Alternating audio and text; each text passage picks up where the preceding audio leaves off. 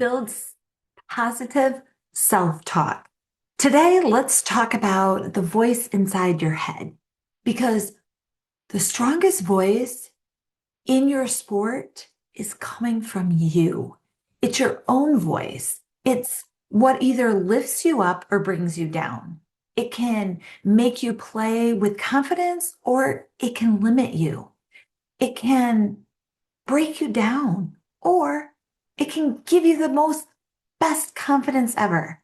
So today you get to decide, you get to choose what voice are you going to listen to. Take a slow, deep breath. Now blow out that air out your mouth. Think about how you normally talk to yourself before games. Do you support yourself? Do you put pressure on yourself? Do you rush yourself? Do you judge yourself? Do you compare yourself to the other team, to the other players? Do you compare yourself to stats? I want you to find the joy and drop the judgment. No shame, no blame, just awareness. Now choose a new thought, a thought that supports you, a thought that maybe sounds like this.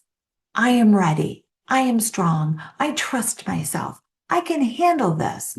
I belong here. Say your phrase or your word slowly to yourself. Say it again. Say it again. Let it become your pregame voice. Let it become your mantra. Remember this, the tear process? Well, remember how thoughts can create emotions, and emotions create actions, and actions create your results? Well, the tear process can actually help you. When you use it, you stop. You you recognize what thoughts you are having, and when they're negative thoughts, you have the ability to change them. It helps you to notice those negative thoughts and then ask, is this really true? Because if it's not, then change the thought. Because in turn, it changes your emotion, which then obviously changes your action, which changes your result. So every thought has a result.